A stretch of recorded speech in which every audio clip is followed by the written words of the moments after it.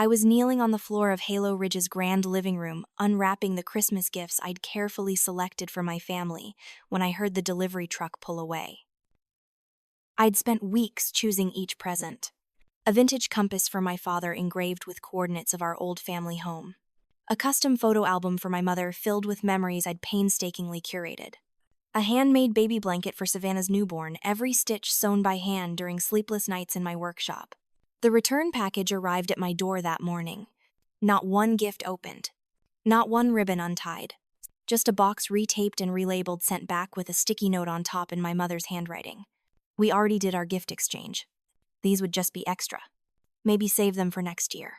I sat there on the floor surrounded by wrapping paper I'd chosen to match each person's favorite colors, holding that sticky note in my trembling hands. 31 years. 31 years of being the strong one, the independent one, the daughter who didn't need anything. 31 years of watching my younger sister get antique pearl necklaces while I got dollar store notebooks. 31 years of sitting at the kids' table while Savannah held court with the adults. And now this. My gifts weren't even worth opening. I wasn't even worth the effort of unwrapping. Then my laptop pinged with an email notification. The subject line read, "Christmas card from the Parkers." I opened it with hands that wouldn't stop shaking. There they were. My mother, my father, Savannah, her husband Mark, and their newborn baby, all wearing matching cream-colored sweaters, posed in front of a Christmas tree that belonged in a magazine. The photo was professionally shot, perfectly lit, absolutely flawless, and I wasn't in it. The caption underneath read, "Merry Christmas from our family to yours. Wishing you love, joy, and togetherness this holiday season." Our family. I wasn't even included in the definition anymore. I had been erased, edited out, replaced by matching sweaters and professional lighting and the word "our" that somehow didn't include me. That's when something inside me didn't just crack. It detonated. My fingers moved before my brain could catch up. I didn't type, "That's fine," like I'd done 100 times before. Instead, I wrote, "Then I'll host my own Christmas. And it will be far more memorable." I hit send, and then I did something I'd never done in my entire life. I called the airline and booked a first-class ticket for Grandma May to Aspen.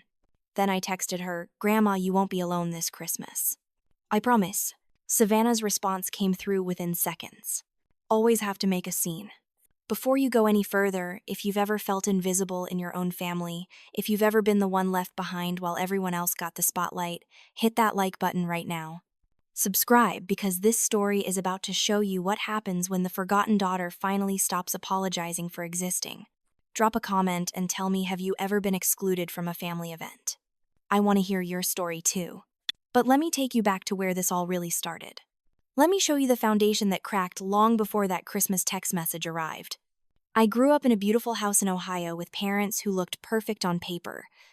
My father, Rick Parker, was a successful attorney. My mother, Judy, ran charity galas and served on every prestigious board in town.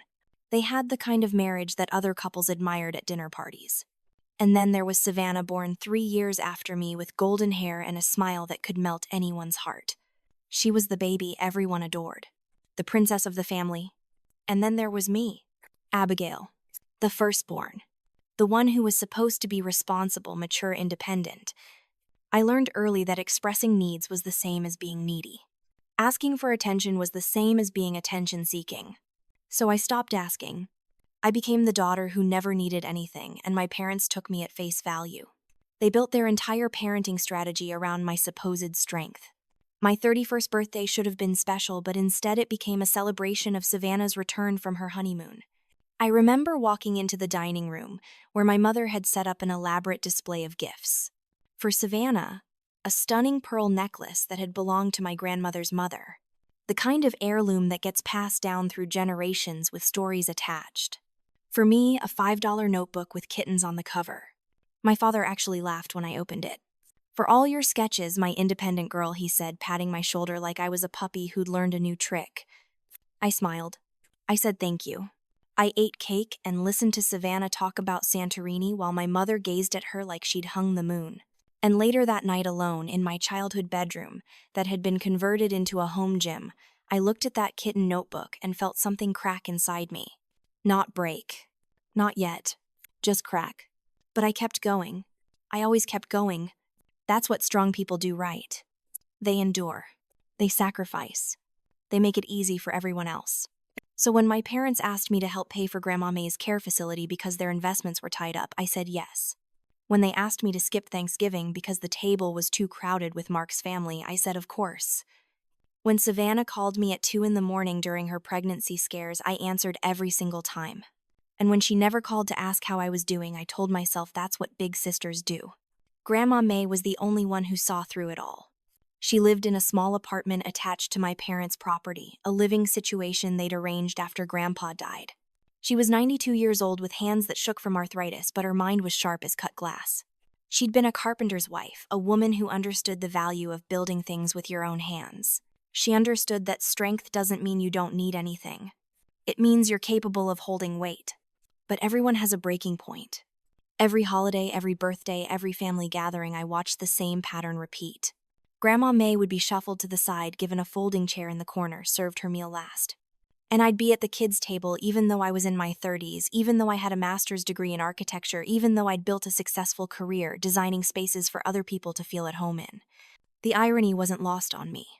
I could create belonging for strangers but couldn't find it in my own family. Then came the text message that Christmas Eve. And something inside me didn't just crack. It shattered completely. I stood in Halo Ridge, the chalet I'd bought with my own money in Aspen, Colorado. It was my retreat, my sanctuary, the place where I could finally breathe without performing. The walls were floor-to-ceiling windows looking out at snow-covered peaks. The interior was all exposed beams and warm wood and space. So much space. Space that suddenly felt both liberating and terrifyingly empty. I looked at that photo of Savannah's perfect family one more time. Then I looked at the email that had arrived in my inbox that same morning. An invitation from Homestyle Channel to feature Halo Ridge in their holiday special about mountain architecture. They wanted to film a Christmas dinner, capture the magic of the space show, how design could create intimacy and warmth. That's when the idea hit me. Not revenge. Something better. Truth. I called Ben Russo, the producer at Homestyle Channel. I have a condition, I told him. This isn't a reality show about my family drama. This is about architecture, about space, about creating a place where everyone belongs. And I need complete creative control over the guest list and the message. He agreed, probably thinking I was just another difficult client. He had no idea what he was agreeing to. Then I made a call I'd been putting off for months. Ethan Vance answered on the third ring. Ethan was a young attorney, brilliant and ethical, someone my father had opposed in a case years ago and had never forgiven for winning. Ethan, I said, I need you to investigate something for me. My family's financial dealings with my grandmother's property. I think my father may have tried to take advantage of her. There was a pause. Then Ethan's voice came through, careful but interested. What makes you think that? Because my father is the kind of man who sees vulnerability as opportunity, I said. And my grandmother has always been too kind to fight back. I'll look into it, Ethan promised. And Abigail, I'm sorry you're dealing with this. Don't be sorry, I told him. Just help me find the truth. My next call was to Chloe Davis. Chloe and I had been roommates in college back when I still believed I could earn my family's approval through achievement. She'd become an investigative journalist, the kind who didn't flinch from uncomfortable truths. When she answered, I didn't waste time with pleasantries. Chloe, I said, how would you like to write a story about the perfect family that isn't so perfect? I heard the smile in her voice. I'm listening. I spent the next 3 days doing something I'd never done before. I stopped waiting for permission. I stopped trying to make myself smaller. I started building. The centerpiece of my Christmas dinner would be a table. Not just any table. A 16-foot-long dining table made from reclaimed oak, salvaged from a barn in Vermont that was over 200 years old. The wood was scarred and weathered, full of what furniture makers call beautiful imperfections. Nail holes from generations of use. Water stains from decades of weather. Cracks that had been filled and reinforced, making them stronger than the original wood. I worked on that table myself with help from Cade, a local chef I'd hired who understood that food is about more than sustenance. It's about belonging. We spent hours in my workshop sanding and cutting and fitting pieces together. Me hands got blisters. My arms ached. I'd never felt more alive. When my father called, I was covered in sawdust and wood stain. Abigail, your mother is worried, he said using his lawyer voice. This whole thing with Christmas is very hurtful to Savannah. She's dealing with a newborn and doesn't need the stress. I took a breath. Let me get this straight, I said. I'm not invited to Christmas. but somehow my absence is stressful for Savannah. You're being dramatic, he said. You know, Savannah didn't mean it that way. Actually, Dad, I don't know that, because nobody asked me how I felt about it. Nobody considered whether being excluded from my own family's Christmas might be hurtful to me. But I guess that's the problem, isn't it? I'm supposed to be strong enough to not need consideration. There was silence on the other end. Then Rick Parker did what he always did when confronted with uncomfortable emotions. He changed the subject. Your grandmother is asking about you, he said. She seems confused about some paperwork I sent her to sign. What paperwork? I asked, my grip tightening on the phone. Just some estate planning documents. Power of attorney things. She's getting older, Abigail. These things need to be handled. Don't sign anything, Grandma, I thought. Just hold on a little longer. I'll come visit her after Christmas, I said, and hung up before he could respond. Ethan called me back that evening with news that made my blood run cold. Your father tried to get your grandmother to sign over her property rights 3 years ago, he said. The house in Ohio where your parents live, it's actually in her name. Has been since your grandfather died. Your father's been trying to get her to transfer it to him, claiming it's for tax purposes. But the real reason is that property is worth over $2 million now. I felt dizzy. So he's been living in her house, charging her rent to stay in the attached apartment and trying to steal the deed. That's about the size of it, Ethan confirmed. The good news is, she never signed. The bad news is he's been pressuring her for years. I found emails, certified letters, even a meeting with a notary that she walked out of. Your grandmother is sharper than your father gives her credit for. Can you help me protect her? I asked. Already on it, Ethan said. I'm drafting a new power of attorney that puts you in charge of her affairs if she becomes incapacitated. And I'm preparing documentation of your father's attempted financial manipulation. If he tries anything else, we'll have grounds for elder abuse charges. I thanked him and sat in the growing darkness of Halo Ridge, watching snow fall outside the windows. The chalet was taking shape around me. The table was nearly finished. The guest list was growing. But I still had one more piece to put in place. I called Grandma May directly on the cell phone I'd given her last year that my parents didn't know about. When she answered, her voice was thin but clear. Abby girl, she said. I was hoping you'd call. Grandma, I need to ask you something, I said. The house in Ohio. The one Mom and Dad live in. Is it really yours? There was a long pause. Then she laughed, a sound like dry leaves rustling. Your grandfather bought that house with his own 2 hands, she said. Built half of it himself. It was supposed to be my security, Abby. My safety net. I let your parents live there after he died because I thought that's what family did. Take care of each other. Did Dad try to get you to sign it over to him? Multiple times, she said, and now her voice had steel in it. He thinks I'm a foolish old woman who doesn't understand legal documents. But I was married to a union carpenter for 50 years, Abby. I know what it means when someone tries to take what you've built. I'm bringing you to Aspen for Christmas, I told her. First-class ticket. The guest room here has a view of the mountains that will take your breath away. And Grandma, I'm going to make sure nobody ever tries to take advantage of you again. She was quiet for a moment. Then she said something that made tears spring to my eyes. You're not the strong one because you don't need anything, Abby. You're the strong one because you keep building even when people try to tear you down. Your grandfather would be so proud of you. The invitations I sent out were handwritten on cream-colored cardstock. No printed labels. No bulk mailing. Each one was personal. I wrote to my college roommate who'd been excluded from her sorority reunion, to my former coworker who'd been passed over for promotion 7 times, to Cade's sister who'd been written out of her father's will for marrying a woman, to the neighbor down the road who spent every holiday alone because her family decided she was too opinionated. The invitation read, "There is no kids' table here. No one gets left behind. Join me for Christmas dinner at Halo Ridge. Come as you are. Bring your whole self. You belong here." Every single person said yes. Cade was the first to arrive at Halo Ridge to help with preparations. He'd brought enough food to feed 20 people even though we were only expecting 12. When I see empty plates, I see people who've been hungry for more than food, he explained, unpacking organic vegetables and heritage breed, turkey and artisan bread. I cook like I'm feeding souls, not just stomachs. He walked around the table I'd built, running his hand along the wood grain. This isn't just furniture, is it? He said. No, I told him. It's a statement. The cameras from Homestyle Channel arrived 2 days before Christmas. Ben Russo walked through Halo Ridge with his crew, mapping out shots and lighting. This is incredible, he kept saying. The space, the authenticity, the story. This is exactly what people need to see. Real design. Real life. I'd been very specific about what they could and couldn't film. No shots of me looking sad or lonely. No manufactured drama. Just the space, the food, the gathering, the architecture of belonging. I did agree to let them film me working on one final element. The chair. I'd kept my old step stool from childhood, the wobbly one I'd sat on at the kids' table for decades. It was rickety and paint-stained and too small for an adult.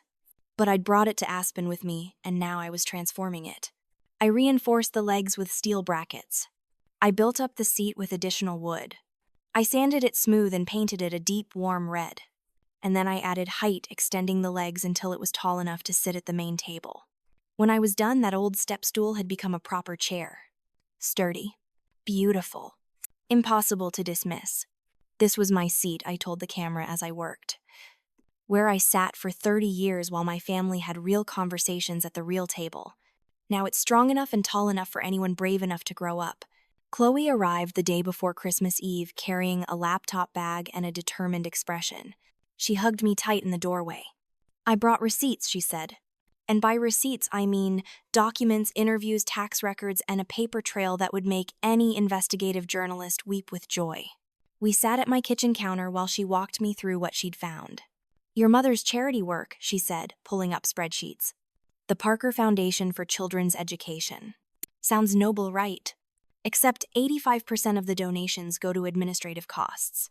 Administrative costs that include your mother's salary, your father's legal fees, and generous payments to organizations that coincidentally offer your family social advantages. Only 15% actually reaches kids who need it. I felt sick. She's been running a scam. A legal scam, Chloe clarified. Technically, everything is above board. But morally, she shook her head. Your parents have built an empire on the appearance of generosity while being deeply selfish. And the way they've treated you and your grandmother, that's just the family version of the same pattern. What are you going to do with this information, I asked. Chloe smiled. I'm going to publish it. Day after Christmas. Front page digital with a full expose on how wealthy families use charity as a tax shelter and social ladder while ignoring the real needs of people right in front of them, including their own family members. But I need your permission, Abby, because you're part of this story. I thought about it for exactly 3 seconds. Publish it, I said. Every word. It's time people saw the truth. Grandma May arrived on Christmas Eve morning, and watching her walk through Halo Ridge was worth every penny I'd spent on this place. She moved slowly using her walker, but her eyes were sharp and bright. Oh, Abby, she whispered, looking up at the vaulted ceilings and exposed beams. This is what your grandfather always talked about building. A place where the bones of the house are honest, where you can see how it all holds together. I showed her to her room, which I'd outfitted with a hospital-grade bed that could adjust for comfort, a bathroom with grab bars, and a walk-in shower and windows that overlooked the mountains. She sat on the edge of the bed and patted the space beside her.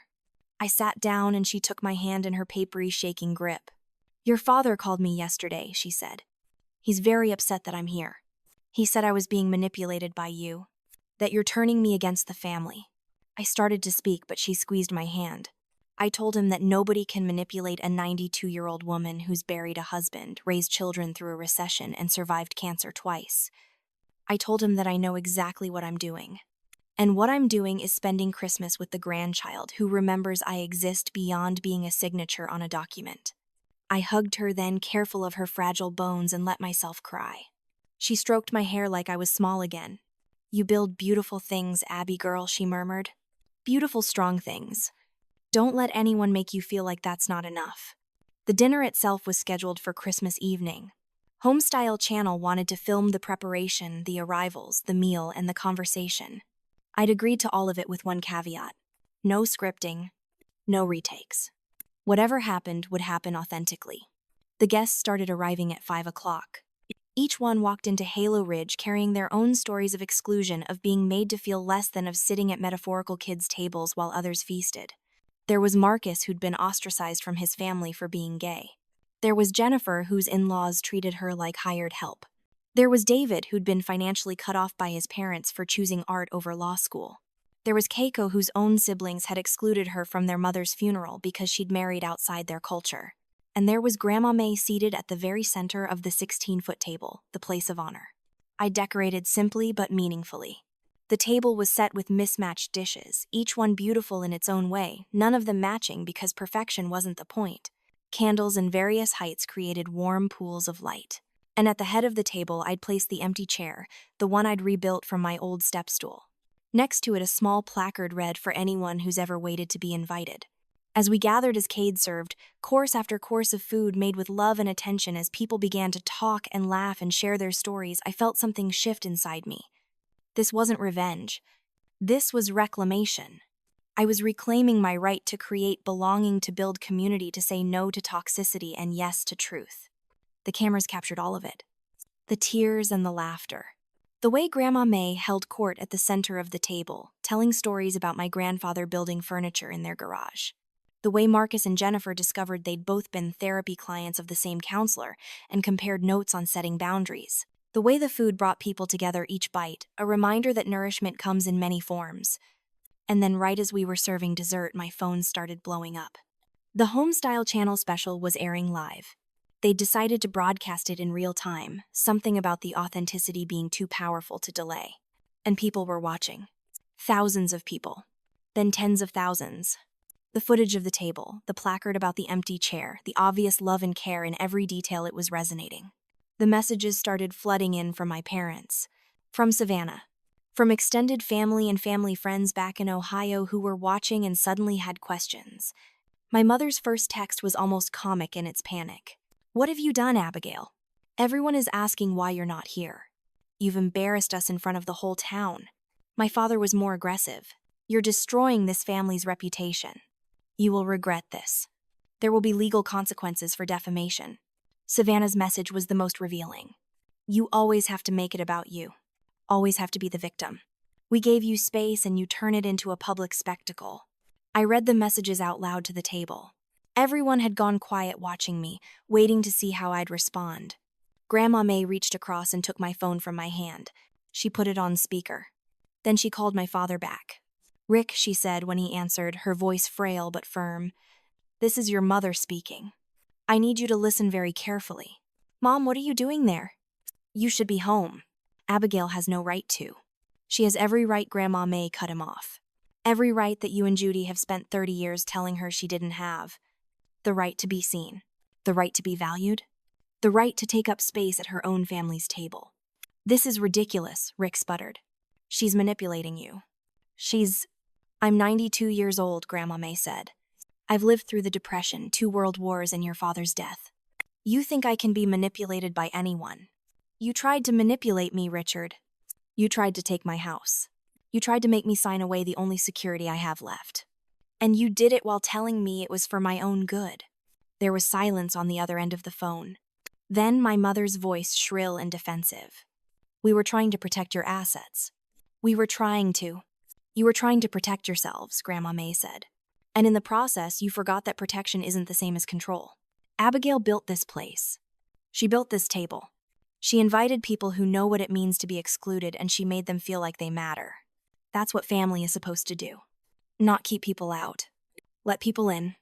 I heard my mother crying in the background. Savannah's voice came through sharp and angry. "So that's it. Abigail gets to play the victim and we're the villains.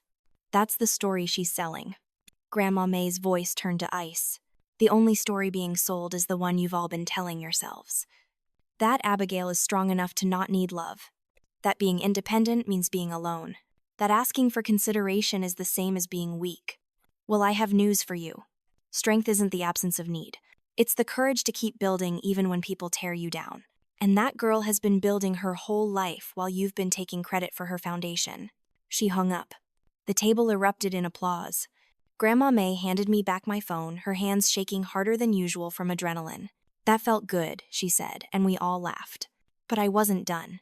I sent one final message to my family. A photo. Not of the table or the guests or the beautiful space. A photo of legal documents. The power of attorney Ethan had drawn up.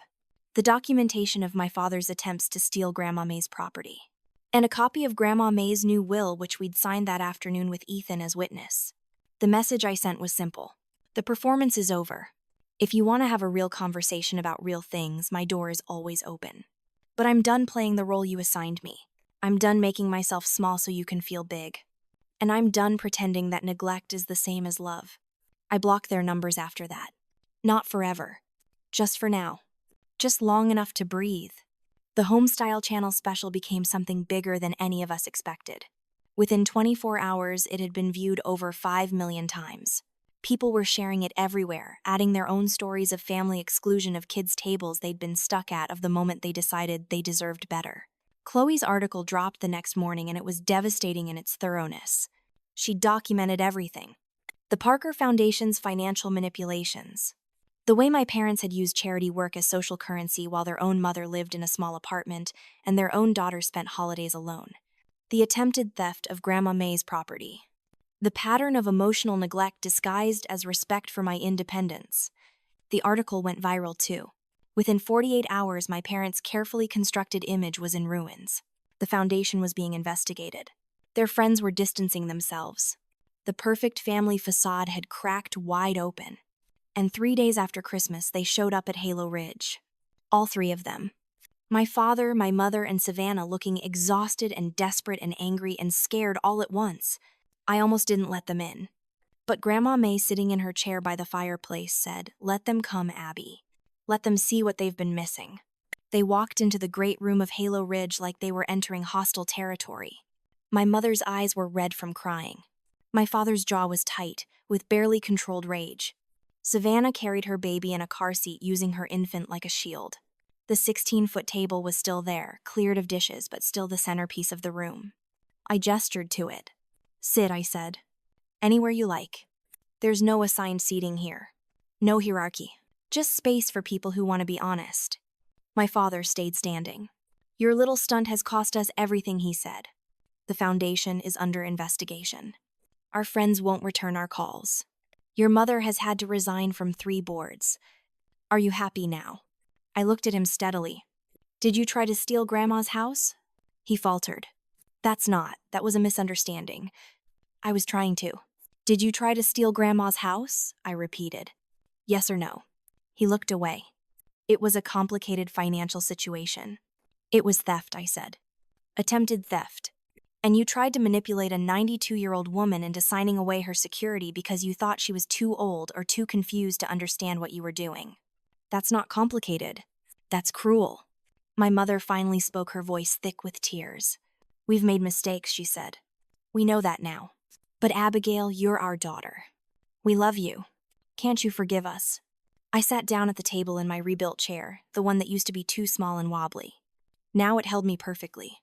"Do you know why I built this table?" I asked. "Because you wanted to prove a point," Savannah said bitterly. "Because you wanted to make us look bad. I built this table because for 31 years I've been told that I don't fit. That I'm too independent to need a seat at yours. That wanting to be included is the same as being needy. That asking for love is the same as being demanding. So I built my own table. Long enough for everyone. Strong enough to hold the weight of honesty. And I invited people who understand what it means to be excluded. But you excluded us," my mother said. "You left us out. I sent you the same invitation I sent everyone else," I told her. "You were welcome here. You just didn't want to come. You wanted me to keep playing small, keep pretending everything was fine, keep being the daughter who doesn't need anything so you wouldn't have to give anything." "That's not fair," Savannah said. "We've always supported you. You've always supported the version of me that was convenient," I corrected. "The strong one. The independent one. The one who would babysit last minute and loan money without questions and skip holidays without complaint. But the moment I had needs, the moment I asked to be seen, you decided I was being difficult." Grandma May spoke from her chair, her voice cutting through the tension. "Sit down, all of you. You look ridiculous standing there like you're ready to run. If you came here to talk, then talk. If you came here to defend yourselves, then leave. Abby doesn't need your excuses. She's built something real here. Something you never gave her." Slowly, reluctantly, they Saturday. My mother chose a chair across from me. My father sat at the far end as far from Grandma May as possible. Savannah sat between them, placing her baby's car seat on the chair next to her. For a long moment, no one spoke. Then my mother said, "I didn't realize how much we'd hurt you." "Yes, you did," I said quietly. "You just didn't think it mattered." Because I was strong enough to handle it. Because I never complained. Because I made it easy for you to ignore me. We never ignored you, my father said. You were always doing your own thing. Being independent. We thought that's what you wanted. I wanted to be seen, I told him. I wanted you to notice that I was making myself invisible because that was the only role you seemed to want me to play. Do you have any idea what it's like to spend your entire life trying to earn love from people who've already decided you don't need it? Savannah was crying now, silently, tears streaming down her face. I'm sorry, she whispered. I'm so sorry. I never thought I was so focused on myself that I couldn't see you. It was the first real thing she'd said to me in years. Maybe ever. I reached across the table and took her hand. I don't need you to have seen me back then, I told her. I need you to see me now. And I need you to understand that I'm not going to shrink myself anymore to make room for your comfort. The conversation that followed was painful and awkward and absolutely necessary. We didn't fix everything. You can't heal 30 years of neglect in one afternoon. But we started. We talked about the pattern, the way my supposed strength had become an excuse for their emotional laziness. We talked about Grandma May, about the house, about the foundation. We talked about Savannah's struggles with new motherhood and how she'd been so terrified of not being perfect that she'd replicated our parents' pattern of emotional withholding. And slowly, tentatively, something began to shift. My mother finally asked the question I'd been waiting for. Can we start over? No, I said. We can't start over. But we can start from here. From honesty, from acknowledging harm, from actually doing the work instead of just apologizing and expecting everything to go back to normal. What does that look like? My father asked, and for the first time he sounded genuinely curious instead of defensive. It looks like therapy, I said. Family therapy. Individual therapy. It looks like you actually divesting from the foundation and setting up something legitimate that helps people. It looks like you respecting Grandma's autonomy and never ever trying to manipulate her again. It looks like you treating me like a daughter, not like a convenient emotional support system who doesn't have her own needs. And what do we get? Savannah asked. If we do all that work, what do we get? You get to be at this table, I said simply. Not as guests. Not as people I'm tolerating. But as family. Real family. The kind that shows up not just for the perfect moments, but for the messy ones. The kind that sees each other. Really sees each other. Grandma May stood up then, using her walker to move to the head of the table. She placed her shaking hand on the wood I'd carved and sanded and built with my own hands. This table has room for everyone, she said. But only if everyone is willing to sit honestly. No more performances. No more pretending. Just the truth even when it's uncomfortable. My father looked at the table, at the wood grain and the imperfections I'd refused to hide. Then he looked at me. I don't know if I can do this, he admitted. I don't know if I know how to be the kind of father you need. Then learn, I said. Because I'm not going anywhere. I'm not shrinking. I'm not disappearing. I've built something here. Something real and solid and mine. And if you want to be part of it, you're going to have to build too. You're going to have to do the work of actually connecting instead of just assuming connection exists because we share DNA. In the weeks that followed, things didn't magically become perfect. My parents started therapy, but they resisted it at first, complained about the therapist taking my side, tried to find shortcuts around the hard conversations. But I held firm. I'd learned that boundaries aren't walls meant to keep people out. They're foundations that keep structures standing. Savannah surprised me the most. She started coming to Aspen once a month, bringing her baby, sitting at that 16-foot table and actually talking. Really talking. She told me about the pressure she'd felt to be perfect, to be the golden child, how it had been its own kind of prison. How watching me break free had terrified her because it meant she'd have to look at her own cage. We're not there yet. We may never be fully healed, but we're honest now. And honesty, I've learned, is the only foundation worth building on. The Parker Foundation was dissolved. The investigation found enough irregularities to force my parents to return donations and pay significant fines. But out of those ashes, something new grew. Grandma May and I, with Ethan's help, established May's Bench Fund. A real charity with transparent accounting and a simple mission to support craftspeople, artists, and makers who work with their hands. People who build things. Real things. We held the inaugural fundraiser at Halo Ridge. The event drew people from across Colorado, donors and makers alike. Local woodworkers displayed their creations. Metalworkers demonstrated their craft. A woman who made quilts from recycled materials sold out her entire inventory. The air smelled of sawdust and creativity and possibility. And then my family arrived. Uninvited technically, but I'd left the door open. Literally and figuratively. My mother walked up to me with a check and I felt my stomach tighten ready for the performance. But instead of handing it to me with a camera-ready smile, she folded it and put it back in her purse. "This isn't about the money, is it?" she said. "It's about the work." "Yes," I told her. "Then I'd like to volunteer," she said quietly. "I don't know anything about woodworking or metalworking or any of this, but I could answer phones, schedule workshops, do the boring administrative work that nobody wants to do. If you'll let me." I looked at her, really looked at her. She'd aged in the past few months. There were new lines around her eyes, gray in her hair she wasn't covering anymore. She looked tired, but also for the first time I could remember she looked real. "We have a volunteer orientation next Tuesday," I told her. 9 a.m. "Don't be late." My father approached the display of Grandma May's old furniture pieces she'd saved from my grandfather's workshop. He stood there for a long time, running his hand over a wooden bench my grandfather had made 50 years ago. The wood was worn smooth from decades of use, darker where hands had gripped it, lighter where sunlight had bleached it. "I built my career on contracts and arguments," he said without looking at me. "On winning. On being right.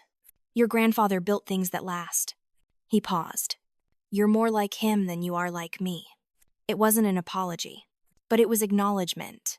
And that was a start. Savannah found me in the kitchen, where Cade was preparing samples of his food for the donors. She'd left her baby with Mark, and she looked nervous. "I did something," she said. "I want to show you." She pulled out her phone and showed me her Instagram. The perfectly curated feed of her perfect life had been replaced. The new posts were honest, raw. One showed her in sweatpants with spit up on her shoulder, captioned, "Motherhood isn't a highlight reel." Another showed the pearl necklace our mother had given her, with the caption, "I've been wearing symbols instead of building substance." Time to change that. She'd posted about me too. About the kids' table. About learning that being the favorite doesn't mean being free. About how watching her sister build boundaries had taught her she needed some too. "I don't expect you to forgive me," she said. "I just wanted you to know that I'm trying. I'm trying to be real." I hugged her then, surprising both of us. "We're all trying," I told her. "That's all we can do." The centerpiece of the fundraiser was the announcement of the first Mays Bench Scholarship recipient. A young man named Carlos who'd been working construction but dreamed of becoming a furniture maker. He stood at that 16-foot table, tears streaming down his face, as Grandma May handed him a check that would cover 2 years of training at a prestigious woodworking school. "My family sits at the table," Carlos said in his acceptance speech. "But they don't see what I do. They see someone who works with his hands as someone who couldn't work with his mind. But this," he gestured to the table to Halo Ridge, to all of us gathered there, "this shows me that building things matters. That craft matters. That I matter." The applause was thunderous. And in that moment I understood something fundamental. Revenge would have been tearing my family down, making them hurt the way they'd hurt me. But what I'd done was different. I'd built something so solid, so beautiful, so undeniably real that they had no choice but to see it. To see me. That night, after the donors left and the volunteers cleaned up, my family stayed. All of them. We sat at the 16-foot table and my mother noticed the empty chair at the head, the one I'd built from my old step stool. "Who sits there?" she asked. "Anyone who's ready to grow up," I told her. "Anyone who's ready to stop being small." She stood up, walked to that chair and sat down. The chair held her. It was built to hold anyone. That's what strength really means. Not being impervious, but being able to support weight without breaking. "Can I tell you something?" she said. "When I saw that broadcast, when I saw you at this table with all those people who'd been excluded and hurt and dismissed, I realized something. You weren't performing for the cameras. You were just being yourself. And I couldn't remember the last time I'd seen you be yourself around us. I couldn't remember the last time any of us had been ourselves around each other. That's what happens when love comes with conditions," Grandma May said from her seat at the center of the table. "When you spend all your energy trying to meet expectations, you forget who you are underneath them." We talked late into the night. Real talk. Painful talk. The kind of conversation that requires sitting still and listening even when everything in you wants to defend and deflect and run away. We talked about the pattern that had been set generations back, about how hurt people, about how strength had been weaponized in our family to avoid vulnerability. My father finally admitted that he'd been taught by his own father that men don't ask for help, don't show weakness, don't need emotional support. And he'd seen my supposed strength as proof that I'd inherited that same stoicism. He'd been proud of it, even as it meant he never had to do the hard work of actually connecting with me. I didn't know how he said simply. I didn't know how to be close to you without feeling like I was failing at being a father. So I convinced myself you didn't need a father. You just needed a provider. I do need a father, I told him. I've always needed a father. I just stopped asking because asking hurt worse than not having. The conversation didn't fix everything. You can't heal decades of dysfunction in one night. But we started something that night. A foundation. And I knew about foundations. I knew they required careful planning, solid materials, and time to set properly. Over the following months, the work continued. My mother actually showed up to volunteer at May's bench fund. At first, she tried to take over to organize things her way to impose her vision of how things should run. But the other volunteers, people who'd been excluded and dismissed their whole lives, didn't tolerate it. They called her out kindly but firmly, and she learned to listen. To follow instead of lead. To contribute instead of control. My father started working with Ethan on pro bono legal cases for craftspeople who'd been cheated or exploited. It was humbling work, using his skills to defend people he'd once considered beneath his notice. But I saw something change in him. The rigidity started to soften. The need to always be right started to give way to curiosity about being honest. Savannah joined a support group for mothers struggling with perfectionism and anxiety. She started bringing her daughter to Halo Ridge once a month, letting her crawl on the floors I'd built, touch the wood I'd shaped. I don't want her to grow up thinking she has to perform, Savannah told me. I want her to know she can just exist, and that's enough. Grandma May became the heart of May's bench fund. She couldn't do physical work anymore, but she could tell stories. She'd sit at workshops and teach sessions, telling young makers about my grandfather, about the pride he took in his craft, about the way he believed that building things with your hands connected you to something eternal. 6 months later, Grandma May called me to her room. She was sitting by the window looking out at the mountains. "Abby girl," she said. "You broke the pattern. You stopped the cycle." "I just built a table, Grandma." She laughed. "You built a life, child.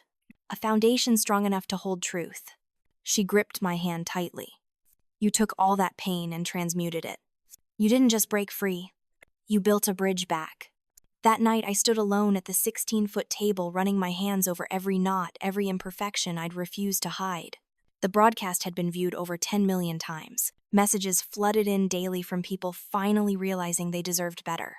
One woman wrote, "I sat at the kids' table for 40 years. After watching your story, I told my siblings I wouldn't come to Thanksgiving unless there was room for me at the main table." They laughed. Then they realized I was serious. For the first time in my life, I sat with the adults. "Thank you for teaching me. I deserve space too." Thousands like it showed me something profound. The decision to stop accepting crumbs and start building feasts, that was what mattered. The following Christmas, we gathered again at Halo Ridge. This time, my entire family came because they wanted to. Because they'd done the work. The table was set for 20, a mix of that first Christmas group, my family, and new people from May's bench fund.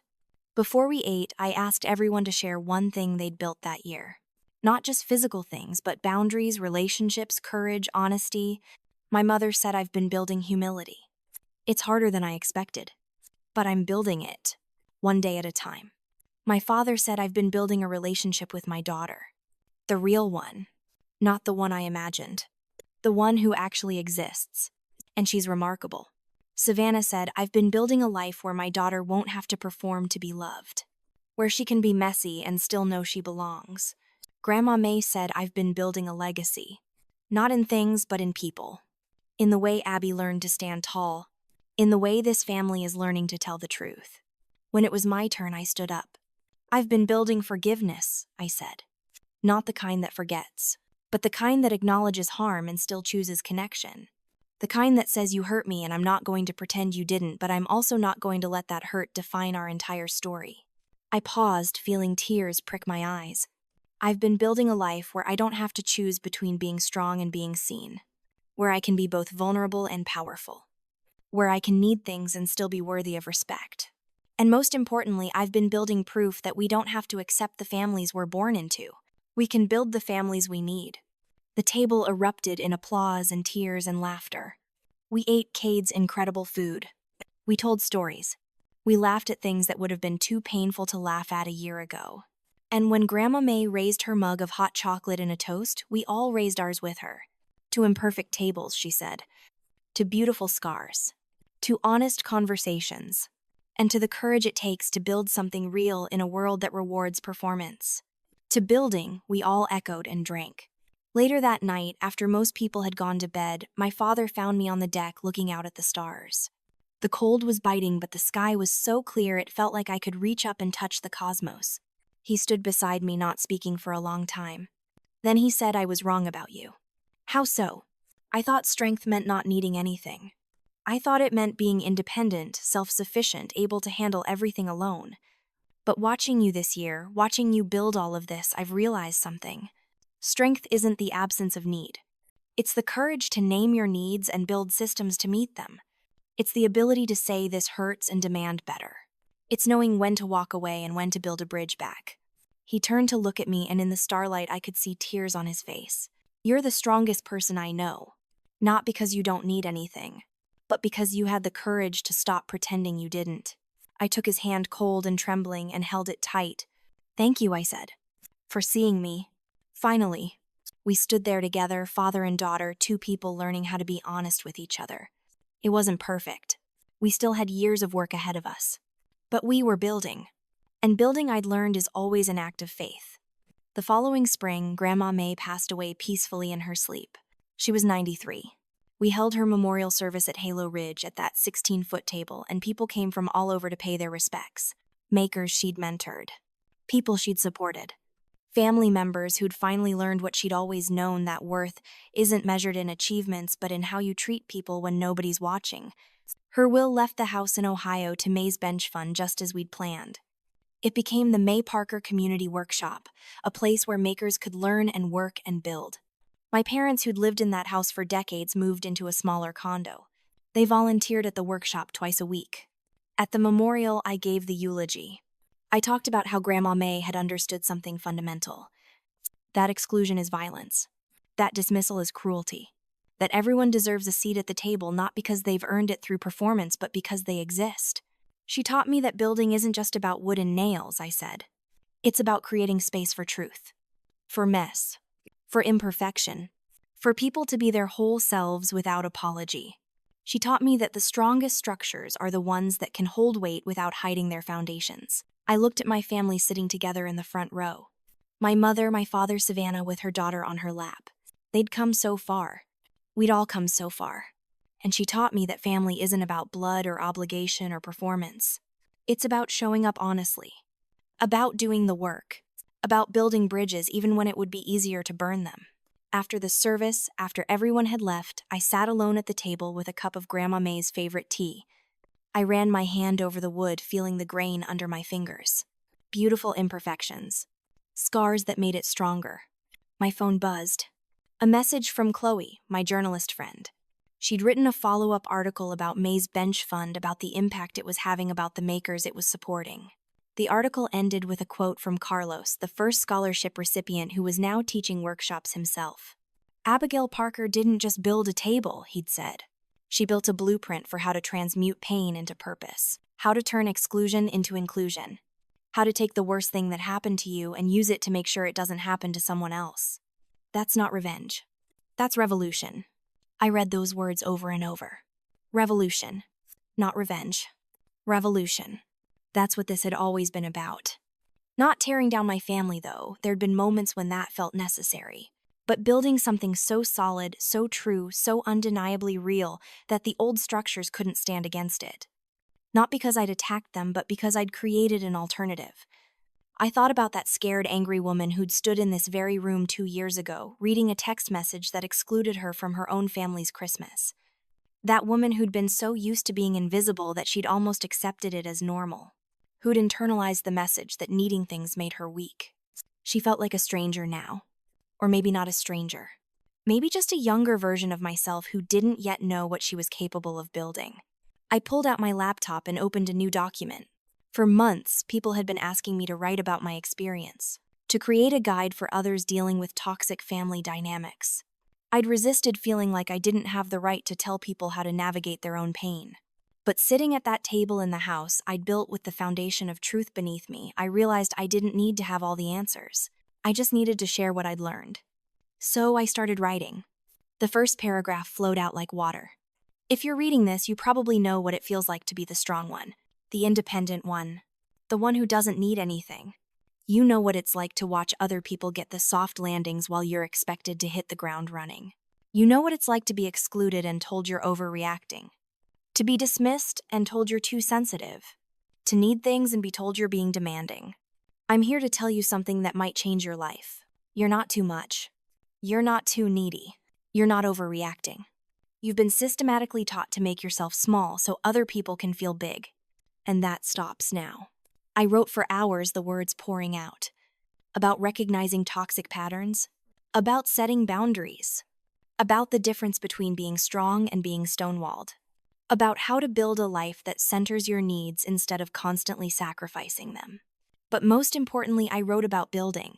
About how destruction is easy, but construction requires vision.